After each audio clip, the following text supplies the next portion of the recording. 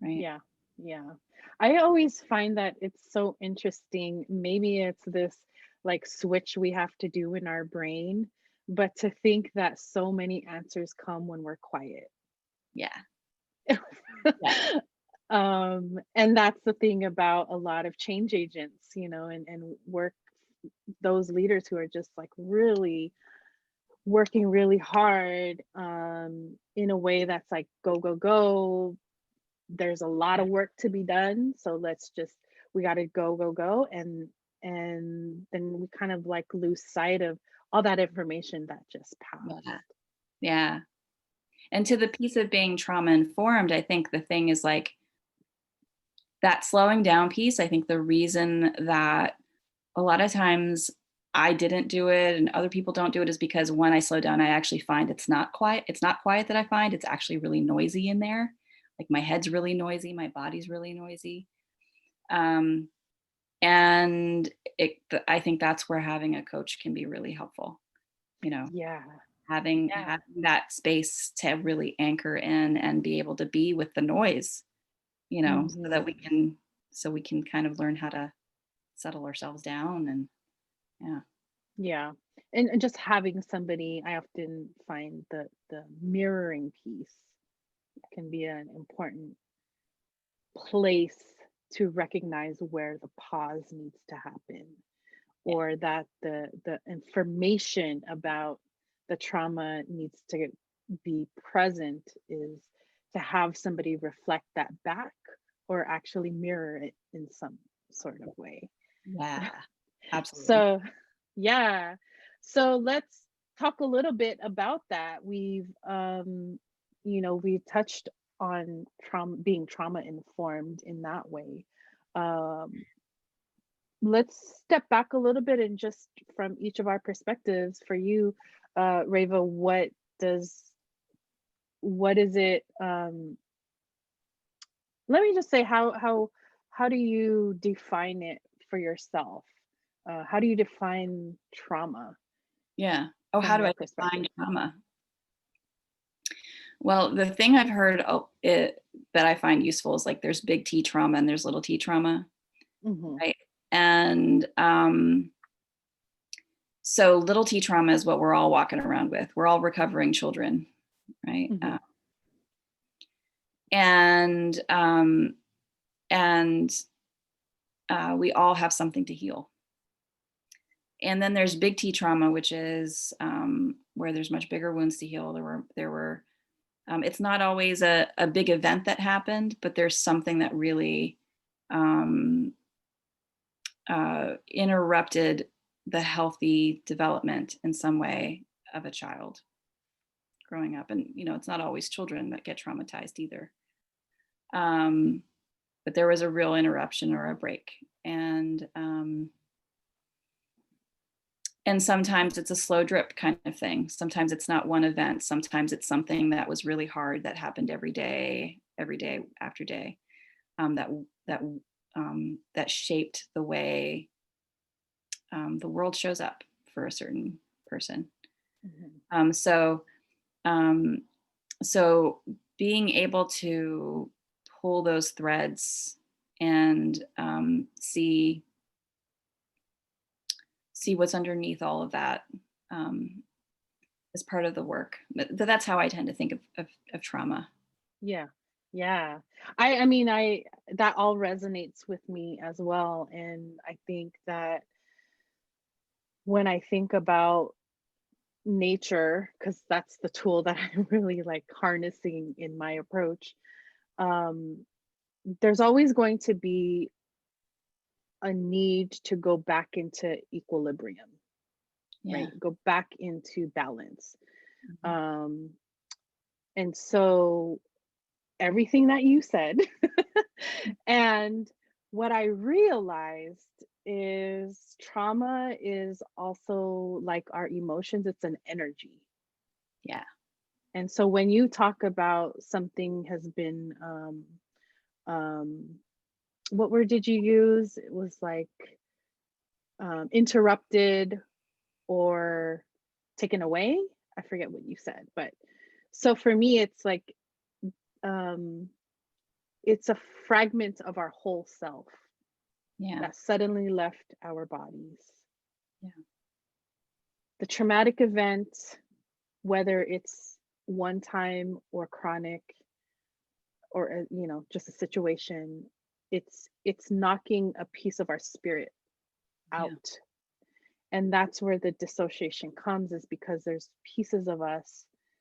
They could be our child self, pieces of our child self. They're out over there, out of our wholeness, because that's where it's safer. Yeah.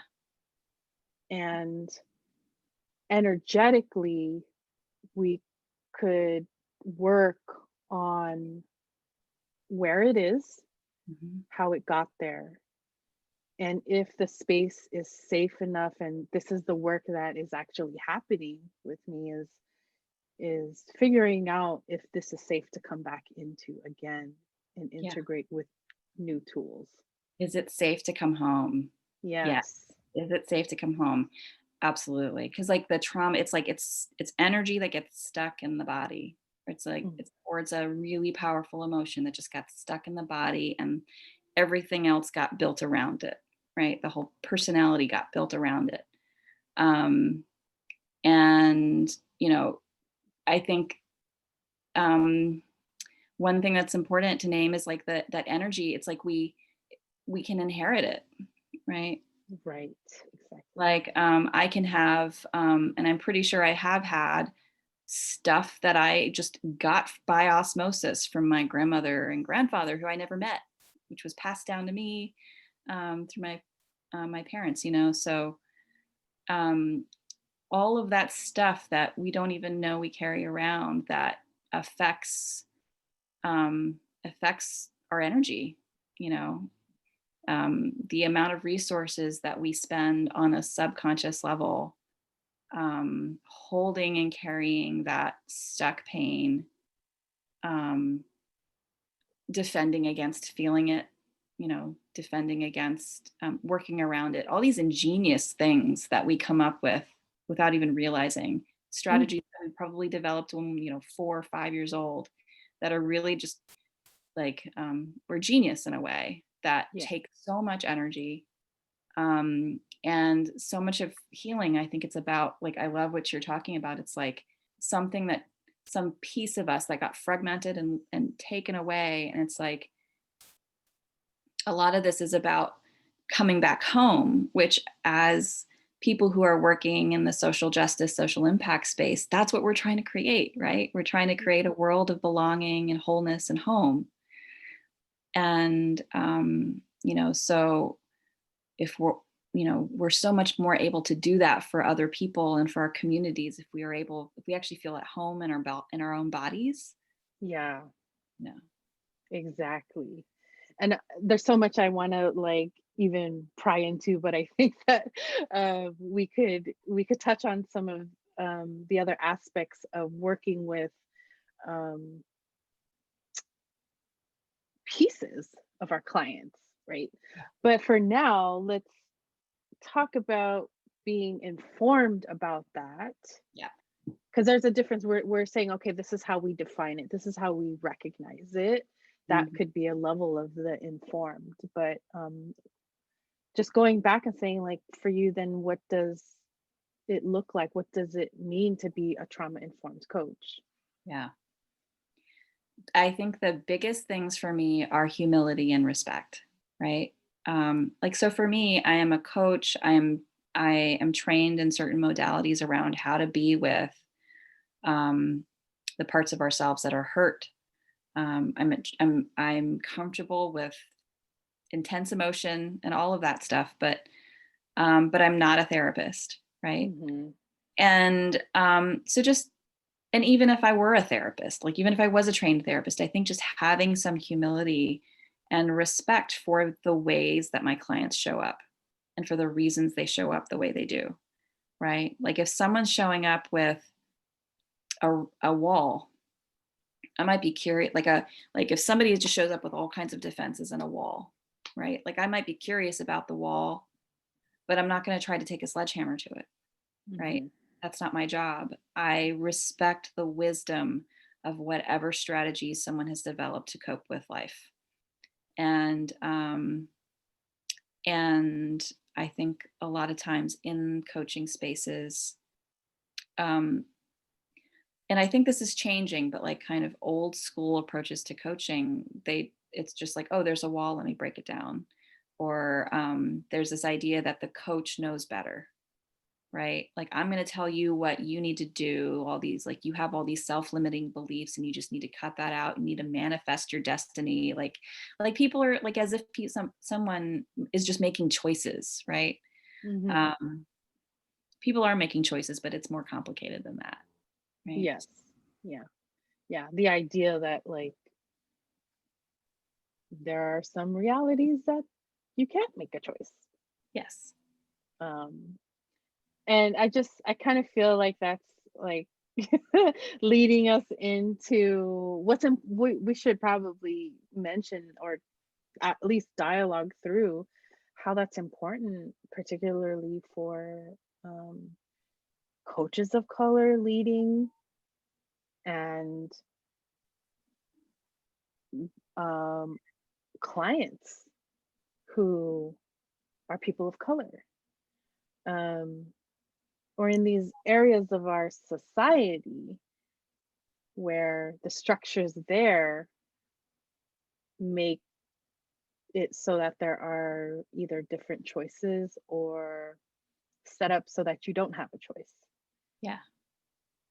And I wanted to see if we could at least talk about this term that you had brought up earlier with me on a call.